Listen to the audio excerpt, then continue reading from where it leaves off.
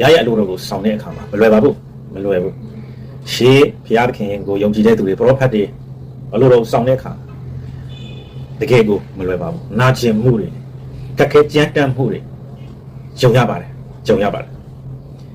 ပြောမယ်ဆိုရင်ဟိုလောကမှာလူတွေတုံးနေတဲ့စကားကတော့မှန်ကန်ရင်ရွာပြင်ထုတ်ခံရမယ်တချို့ရွာပြင်ထုတ်ခံမှာကြောက်တဲ့အတွက်ကြောင့်မလို့မှန်ကန်နဲ့အသက်မရှင်ရဘူးမှန်ကန်မပြောရဘူးဒါပေမဲ့တမန်တရားမှာကျတော့ဘာလာလဲဆိုတက်ပြင်တို့ထွက်ချကုန်အောင်အမြို့ပြင်ဒါမှမဟုတ်လူတွေထဲမှာမနေဘူးတမန်တရားအတွက်ဒါမှမဟုတ်အမှန်တရားထက်တာလွင်တဲ့ဘဝအသက်တာအတွက်လူတွေကဲ့ရဲ့နေပါစေဘုရားအလိုတော်ကိုစောင့်ဖို့ရအတွက်မြို့ပြင်ထုတ်ခံရရင်လေအေးဆေးဆေးပါပဲဒီထဲမှာဆိုလို့ရှိရင်တက်ပြင်တို့ထွက်ချကုန်အောင်တခင်ယေရှုခရစ်တော်ဘုရားလောကကောင်မှာအသေးခံတဲ့အခါမှာမြို့ပြင်မှာနေထုတ်ချင်းခံရရှေး prophetic ဘုန်းကြီးတို့ပဲမြို့ထဲမှာနေလို့မရဘူးမြို့ပြင်မှာရှောင်ပြေးရတယ်ဒါဝိယတတာမှာလည်းတော့ထဲမှာရှောင်ပြေးရတာမမှန်ဘဲနဲ့မုတာရဲ့ဆွဆွဲခြင်းကိုခံရတယ်ပြစ်တကတင်ခြင်းကိုခံရတယ်တောင်းမဖို့ရဲဘူးတော့ထဲမှာဖြတ်တန်းရတဲ့ကာလအထီးကျန်တဲ့ကာလဝမ်းနေတဲ့ကာလပူဆွေးတဲ့ကာလ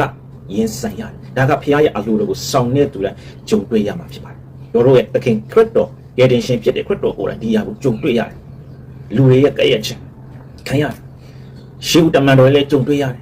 မဟုတ်မမှန်ပဲနဲ့ပြစ်တကတင်ခြင်းတွေခံရတယ်ဒီယေရှုကလည်းကြိုပြောထားပြီးသားအဲဒီလိုခံရတဲ့ကမှာမင်္ဂလာရှိတယ်အဲ့ဒီအရာတွေအတွက်တုံ့ပြန်စရာအကြောင်းမရှိအဲ့ဒါတွေကမင်္ဂလာအဲ့ဒါကတော့နာကျင်မှုအပြင်ရရှိသောမင်္ဂလာဖြစ်တယ်အဲ့ဒီမင်္ဂလာကကောင်းကင်ဘုံမှာအကျိုးရှိပါတယ်ထိုဘုရားသခင်ဒီကမ္ဘာဆက်ဆက်ဘုံရှိပါစေအာမင်